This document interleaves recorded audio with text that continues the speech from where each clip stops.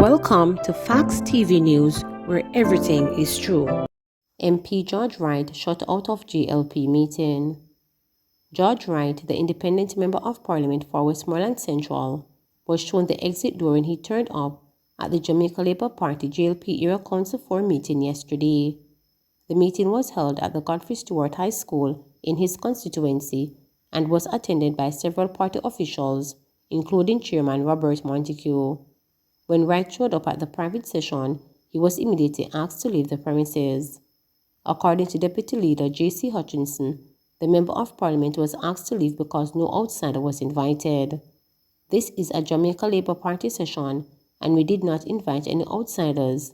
More so, one who is not a member of the Jamaica Labour Party, Hutchinson stated. When quizzed on his decision to show up uninvited, MP Wright said he was just passing through.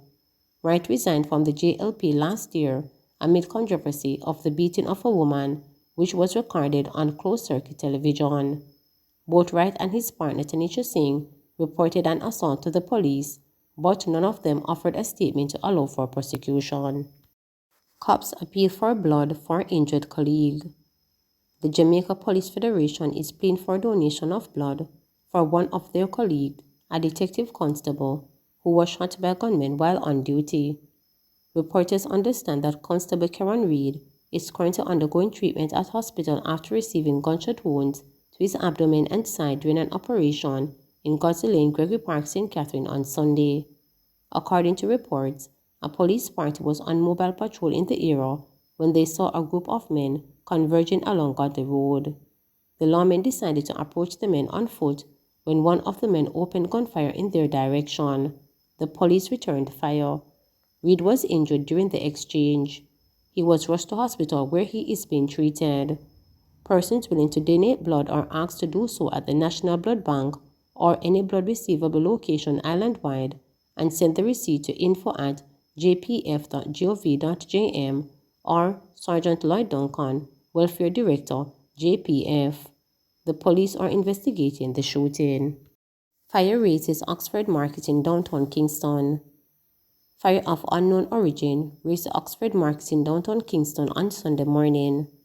An outline from the Jamaica Fire Brigade JFB indicated that it received a call at 4:47 on Sunday morning, which teams from the York Park, Trenchtown, Halfway Tree, Wellington Town, and Spanish Town stations responded to. A representative of the brigade said a total of 46 office personnel were on hand, and the cause of the blaze is yet to be established. Only days before, the nearby Railway Market was also dramatically affected by fire. TVJ Junior School Challenge Quiz finalists donate tablets. As some students battle to stay focused during online classes, others simply need access to the technology for online classes. The Ministry of Education estimates that over 120,000 students were unable to take up online instruction in the last academic year since the COVID-19 pandemic closed schools. The impact that this has on students is not lost in 11-year-old Addison Morgan, head girl of Creative Kids Learning Academy in Kingston. Addison represented her school on TVJ's Junior School Challenge quiz and was concerned when she heard how many teens island-wide didn't perform well because they didn't have the resources to access Zoom sessions for online school and quiz practice. I knew from the day we reached the finals of Junior School Challenge quiz that I would be donating one of my prizes to a student in need, the head girl shared. With her fellow quiz teammates, they plan to donate their tablets. Addison added her mother Sharon to reach out to Junior School Challenge quiz host TK Darkins to assist in identifying possible recipients. Improvement Movement, JA, an entity formed by Dawkins, facilitated the request. Addison, quiz team members, parents, quiz coaches, and the principal from Creative Kids Learning Academy went to Gladys Bailey Learning Center in Tivoli Gardens with the tablet computers. They were given to 4 children from the community and one given to Gladstone Basic Learning Center, which will facilitate other students' use of the device. This experience has been eye-opening for the students and myself, and I am looking forward to going back to our school and discussing how we can further help students within the Tivoli Gardens community, said Principal of Creative Kids Learning Academy, Holmes. As he received his tablet, Glenardo Foster spoke on behalf of the other recipients. We are so grateful for these tablets and even more grateful to see that it is coming from fellow young students who I didn't know even thought about students like us. Carice Larson, Director of Community Programs at Improvement Movement JA noted, "It was really warming to see children who have only heard of Tivoli Gardens get to experience the space and see that it wasn't like what they've heard. Witnessing the youth recipients interacting with visiting peers and getting to see themselves, the ones who are more privileged, can be kind and thoughtful despite what they have been heard was truly a joy. Everything about this moment in time has been a true blessing." Improvement Movement JA connects Jamaicans of all ages to practical education on wealth, human behavior, spirituality, and holistic health through online classes and workshops where internationally acclaimed books are studied. Program participants go through books like Think and Grow Rich, How to Win Friends and Influence People, the biographies of the likes of Marcus Garvey, Nelson Mandela, and Haile Selassie. 4.7 COVID positivity rate, 45 new cases, 2 more deaths. Jamaica's COVID positivity rate declined to 4.7% amid 45 new COVID-19 cases recorded over a 24-hour period up to Saturday afternoon. 2 COVID-19 deaths were also recorded on Saturday, bringing the overall coronavirus death toll in Jamaica to 2,813. A 67-year-old male and an 82-year-old female, both from St. Catherine addresses, are the latest recorded COVID fatalities. There were 281 recoveries on the day, bringing the tally to 76,703. The newly confirmed COVID-19 cases brought the total number on record for the island to 127,961. Notably, the 4.7% positivity rate was based on the samples tested on Saturday. Of the newly confirmed cases, 24 are females and 21 are males, with ages ranging from 83 days to 103 years. The case count was made up of St. Catherine 11, St. James 10, Clarendon 7, Kingston and St. Andrew 6, Hanover 3, Westmoreland 3, Manchester 2, Portland 1, St. Mary 1, and Trelawney 1. There are 35 moderately ill patients, 13 severely ill patients, and 9 critically ill patients among 729 active cases now under observation in Jamaica. A total of 144 patients are now hospitalized locally. Entrepreneurs and self-employed must save for retirement. I recently interviewed an entrepreneur who has a small business. When asked about his earnings, he responded that he doesn't have a salary and all the earnings are used to pay personal bills. Therefore, there was no savings and little or no money to reinvest in the business. He plans to expand the business but would have to source capital. In regards to retirement planning, he is dependent on the business to provide retirement income, and to compound the issue, he is a pre-retiree. His retirement, however, is likely to be delayed as the business needs to grow and be profitable. It is also unfortunate that a pension plan is not in place for retirement. There are many self-employed business owners who don't have a formal pension plan as they believe the business will provide the pension income. It's a myopic view.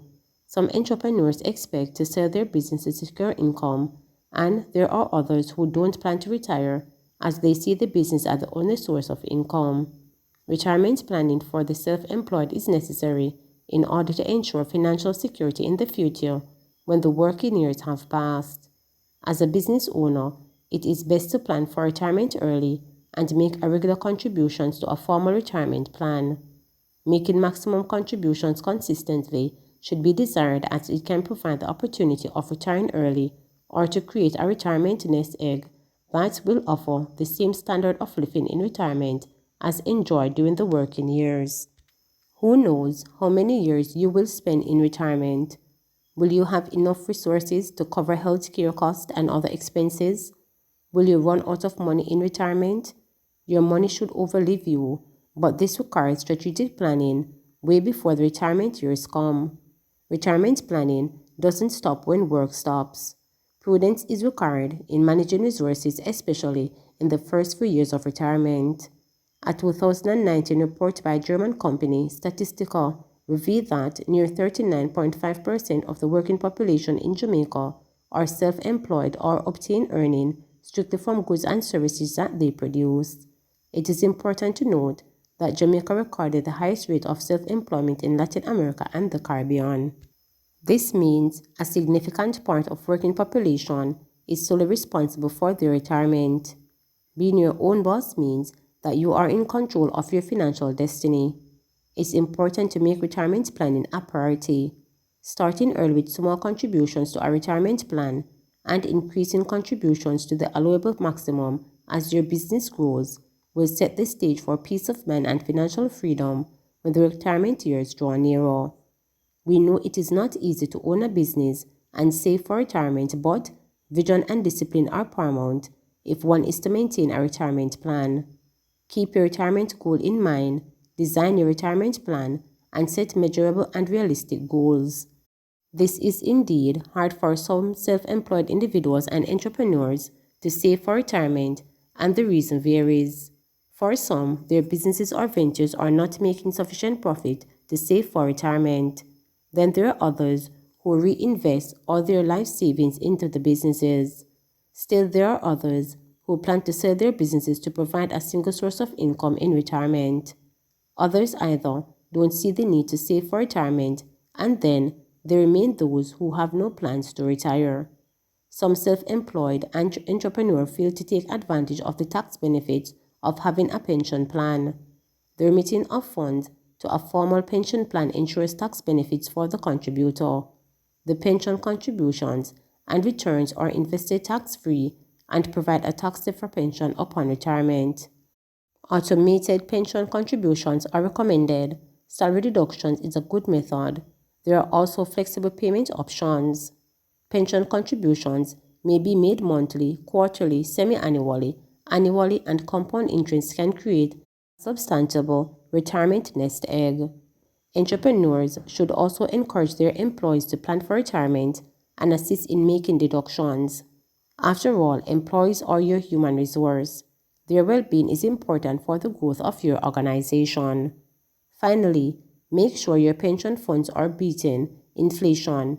Recently, on a radio program, Managing Director of BPM Financial Limited, Peter Rose Hall, lamented that saving for retirement is a national crisis and bemoans at the low number of employed individuals who contribute to a pension plan in Jamaica.